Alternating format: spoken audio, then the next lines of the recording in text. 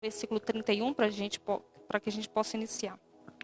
Mas agora se manifestou sem a lei a justiça de Deus, tendo testemunho da lei e dos profetas. Isto é, a justiça de Deus pela fé em Jesus Cristo para todos e sobre todos os que creem. Porque não há diferença.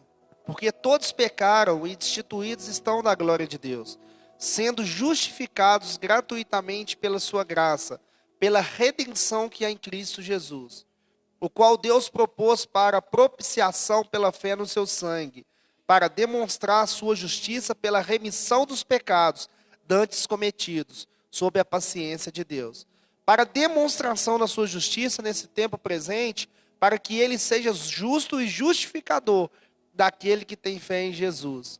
Onde está logo a jactância? E é excluída?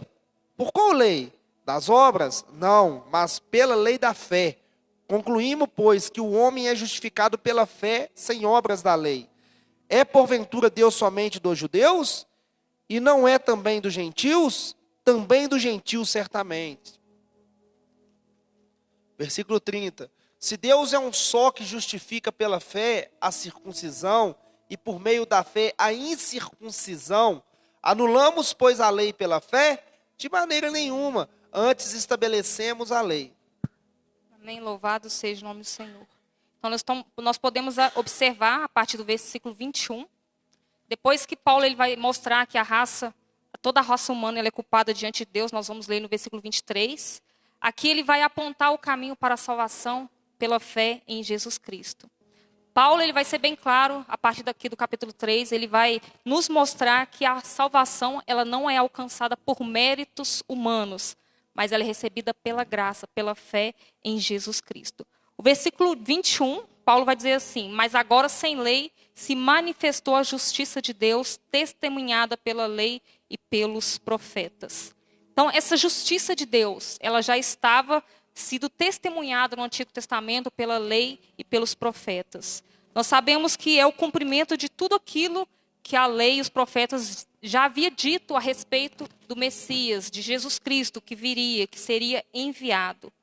Nós sabemos que a profecia de Isaías, que se cumpriu em Jesus Cristo, quando em Isaías 53, versículo 10 e 12, a palavra diz que o Senhor agradou Moê-lo. Então nós sabemos que essa justiça de Deus, ela já havia sido manifesta desde o Antigo Testamento. A palavra fala em Isaías 53, gostaria que o irmão Wesley lesse para nós, versículo 10 e 12, ao 12.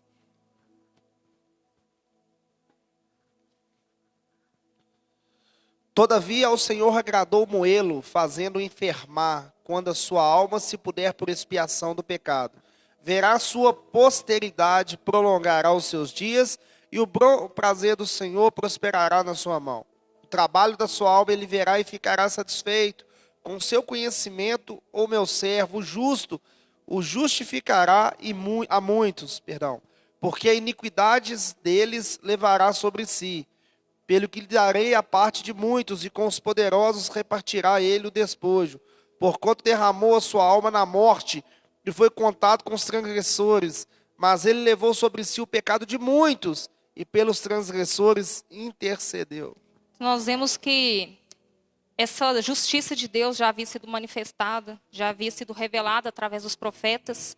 O Senhor agradou Moê-lo, o seu próprio filho, quando a sua alma ele colocasse por expiação pelo pecado. O Senhor vai dizer: o meu servo justo, ele justificará a muitos, porque a iniquidade deles ele levaria sobre si. Ele derramaria sua alma na morte. Ele foi contado com os transgressores. E ele levou sobre si o pecado de muitos. E pelos pecadores ele intercedeu. Então, quando nós falamos de justificação, nós olhamos a Bíblia como um todo. Quando nós olhamos o Antigo e o Novo Testamento, nós sabemos que estão juntos. Nós sabemos que as profecias desde Gênesis, elas já apontavam para Cristo, para o Cordeiro que seria morto, para que pudesse nos justificar, nos perdoar dos nossos pecados.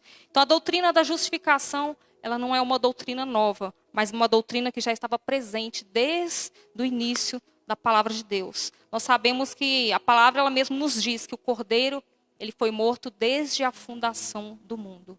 Então quando o pecado ele entrou na humanidade, já era propósito de Deus enviar o seu Filho.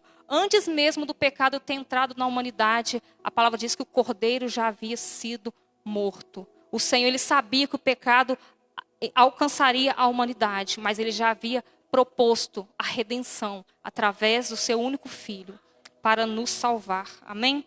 Nós sabemos